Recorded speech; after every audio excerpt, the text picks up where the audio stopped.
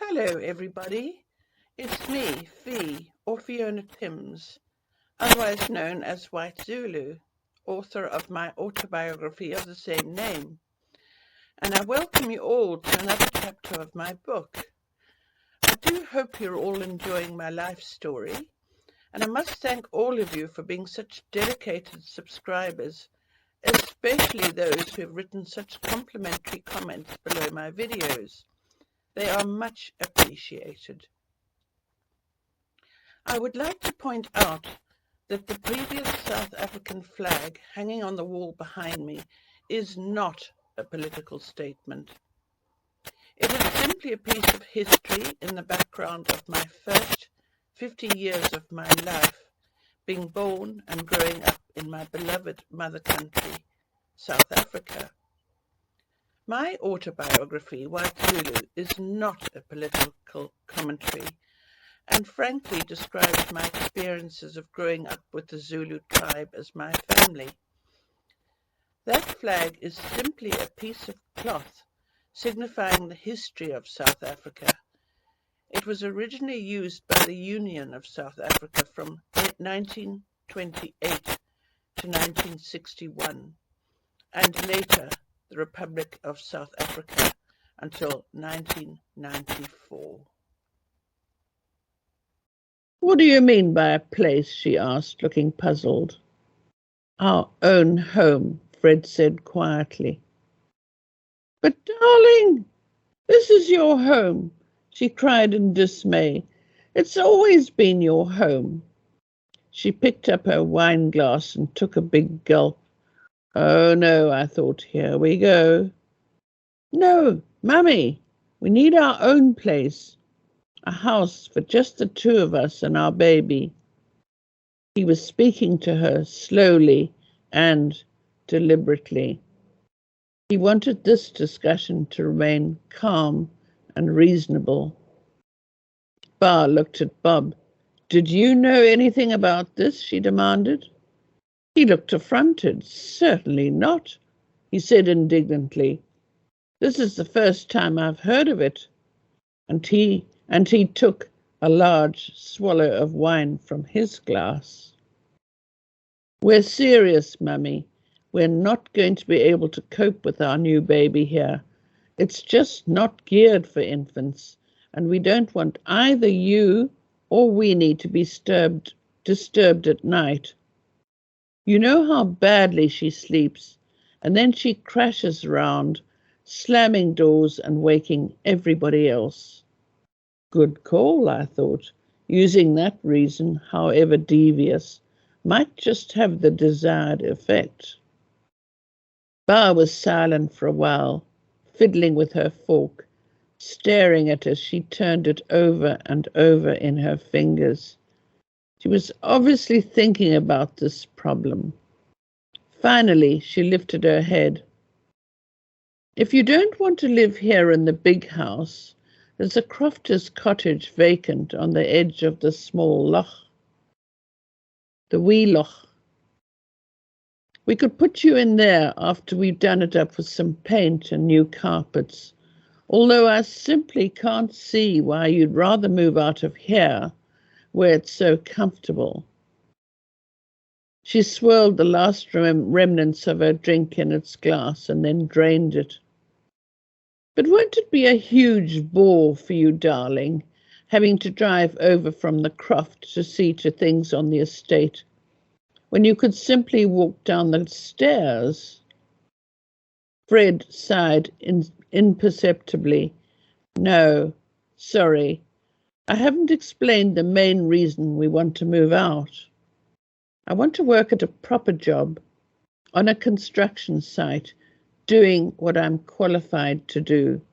This isn't working out, my taking over running Glencruitten. There's barely enough for you to do here, and you love it, although you don't want to admit it. You'll go nuts just gardening all the time, especially during the winter time like now, when there's nothing happening for months on end. Get a job? Her voice rose to a hoarse wail. This is your job, darling. and she waved a hand around, encompassing the dining room. This is your heritage. Don't tell me you want to throw it all away. Of course not, Mummy, he explained patiently. I'll come back to run Glencruitten in due course.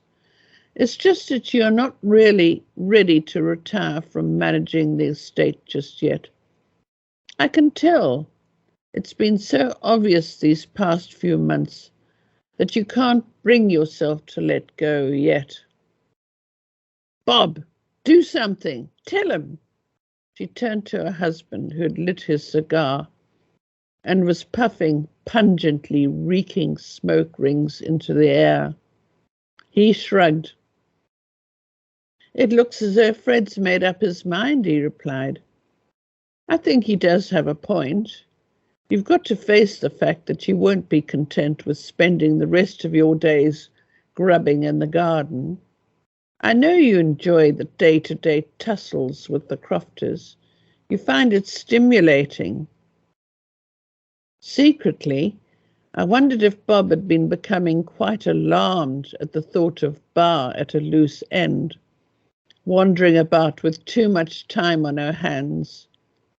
It wouldn't take long before she became bored and turned on him, making his life difficult in whichever way she could. It was clear to see that since his retirement from Hawker Siddeley, he'd spent his days trying to keep busy with jobs, like maintaining the water pump, fiddling with the tractor, and generally staying out of her way. Bar's shoulders slumped.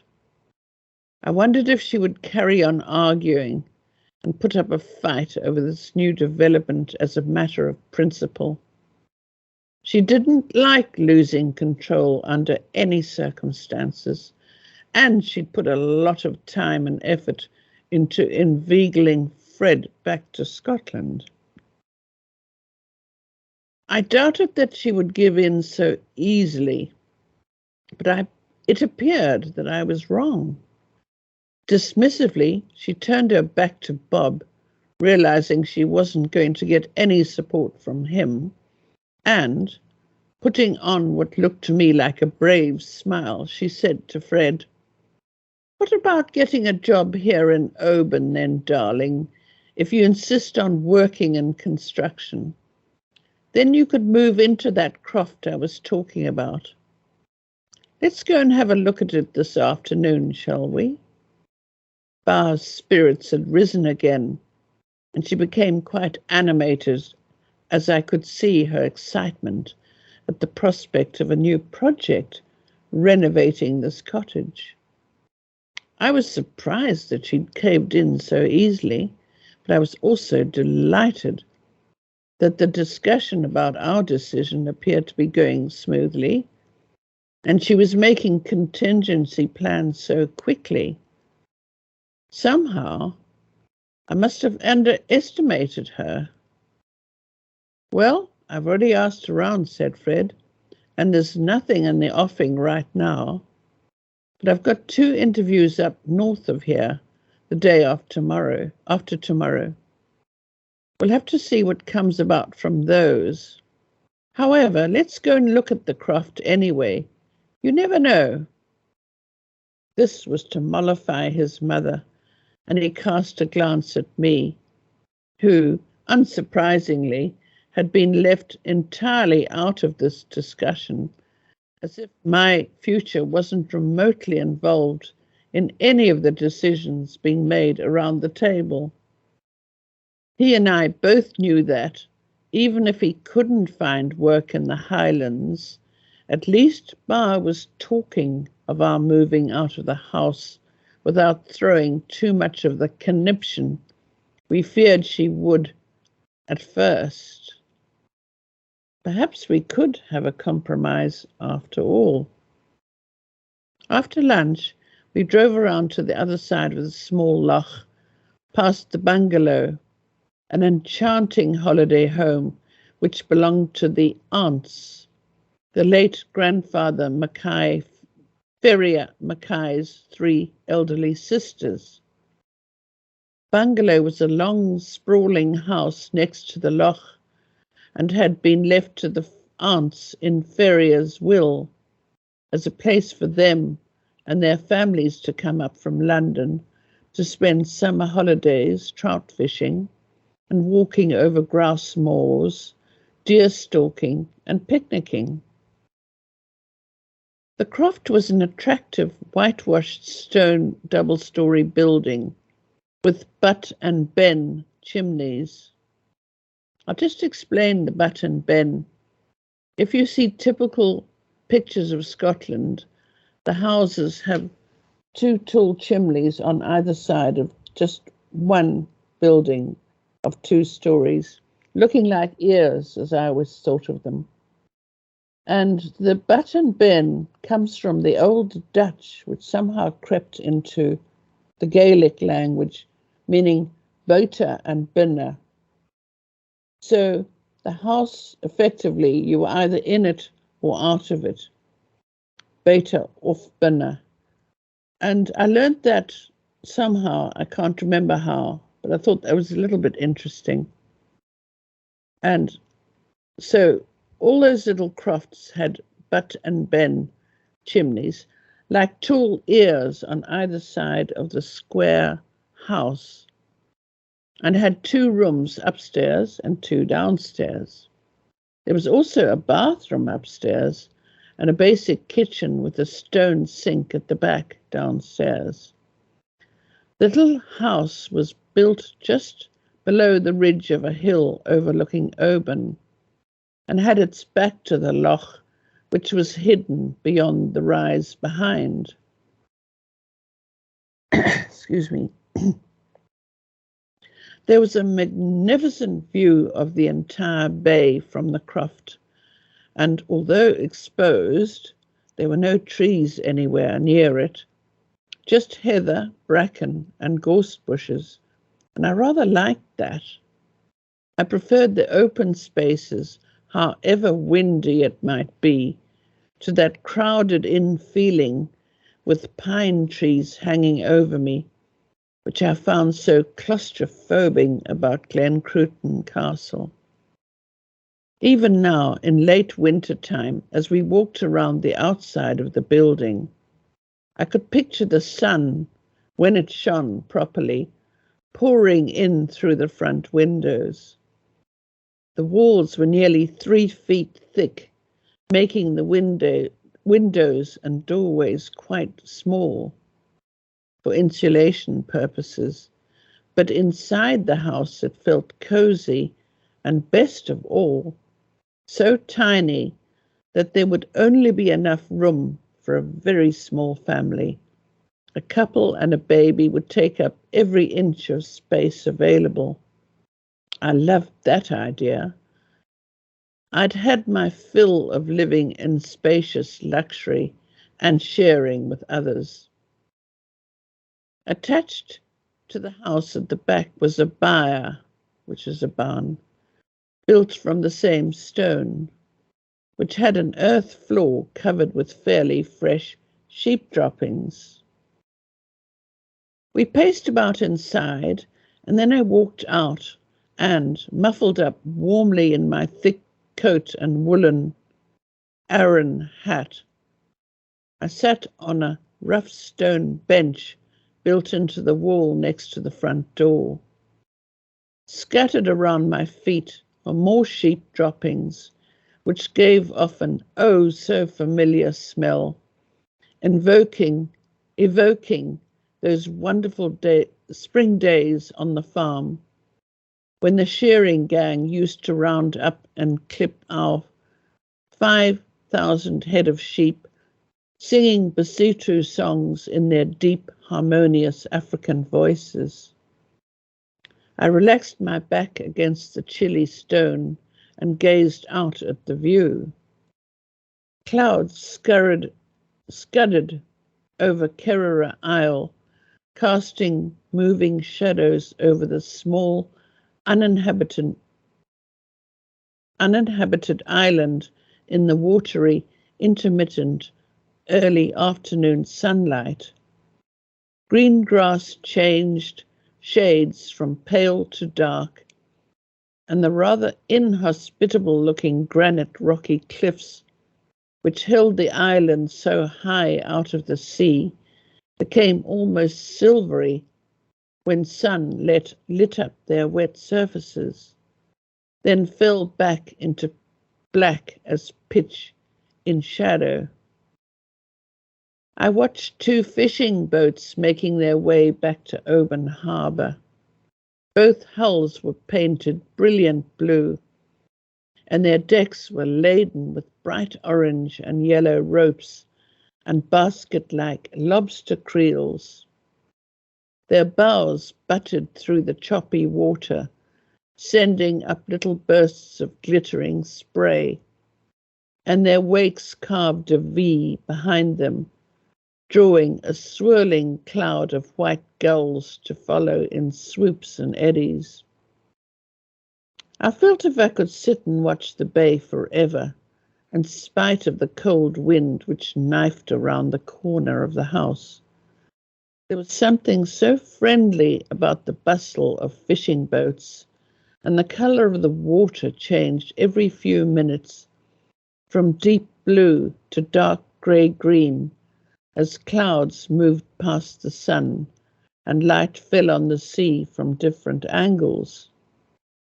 Even the texture of the water changed from glassy smooth in the lee of the island to wind-ruffled spangles as a stiff breeze snatched at and whipped the surface into little white horses.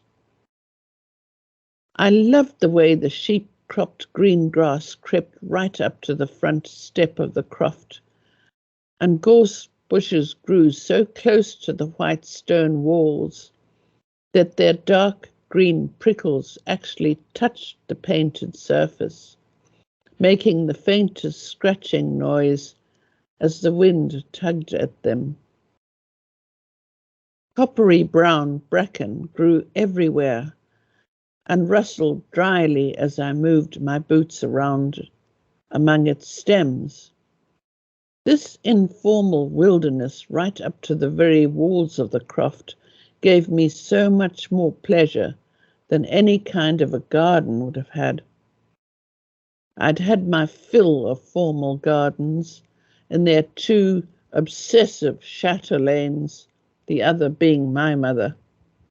As this thought crossed my mind, Bar came round the corner from where she'd been poking around in the byre at the back. "Look, darling," she called, "I found a spade. What we want to do is dig up all these weeds and make a garden here at the front. We can use this lovely sheep manure, and you can grow some roses and a herbaceous border full of colour." Oh no, I thought, just what I want. A new baby and to start a new garden from scratch on this windswept, bleak hillside. But I smiled and nodded enthusiastically at her. Let her think what she likes, I reckoned. I decided. On the day of Fred's 2 interviews, we set off very early at 4 in the morning so as to be able to catch the Ballachulish ferry. This crossed Loch Leven, which links the counties of Argyll and Inverness, and would cut a good 10 miles or so off our journey. It was pitch dark and raining, typical February Highland weather, and we both drove, swishing along the narrow, wet road up the west coast, with our windscreen wipers whisking briskly back and forth. I felt buoyantly exhilarated. Apart from the pleasure of getting away from Glencruitten for a day, this was a big adventure for me. I'd seen very little of Argyllshire since I'd arrived in Scotland. Admittedly, the winter weather wasn't really conducive to sightseeing, but through our headlights, I caught tantalizing glimpses of the edge of a sea loch at low tide here, or the ruins of some ancient castle there, as we crept along, all very different from familiar dusty Thornfelt and the odd little herd of impala caught in the spill of car lights in the middle of the road. We caught the ferry, an exciting experience, as the wind whipped at the small grey boat with its rather precarious-looking, bright orange, car-carrying deck, giving the whole affair a top-heavy effect, while it laboured across the loch to the landing on the Inverness side. Ours was one of only 3 other vehicles taking the ferry at that time of the day. The others were farmers sitting impassively in their Land Rovers, wearing their flat, cowpat-shaped tweed caps tugged well down over their ears and tartan scarves pulled up to their ruddy cheeks. 2 of the vehicle had stock trailers in tow, well packed with wild-eyed red Highland cattle, some with their shaggy wet heads poking curiously above the surrounding boughs, their jostling horns glistening in the half-light as rain streamed off them. Others chewed the cud complacently as the ferry bucked and swayed towards the distant shore. That's all for today. I'll see you next week. Thank you so much to John Muslane for being my sound engineer. Thank you all for listening. Hope you're enjoying it. And I'll see you next week. Goodbye. That is all for the time being, and there's more to come next week. I would like to thank John Muslane for putting aside his Friday afternoons to help me produce these videos. Without him, I could not do this. I would also like to thank Sean van Vuren for his sterling work in uploading my videos to my YouTube channel, adding the photos, as well as managing my channel so professionally. If you would like to know more about my other works, I have written 5 books in all, and each one is autobiographical. Please visit my website at www.whitezulubook.com, where you will find a lot more information as well as plenty of photographs. Thank you so much for listening. I hope you enjoyed my life story, and there is plenty more to come. A thumbnail photo will be attached each week, and thank you so much for all your support and all the very kind remarks you make in complimenting me on my work. I really appreciate it.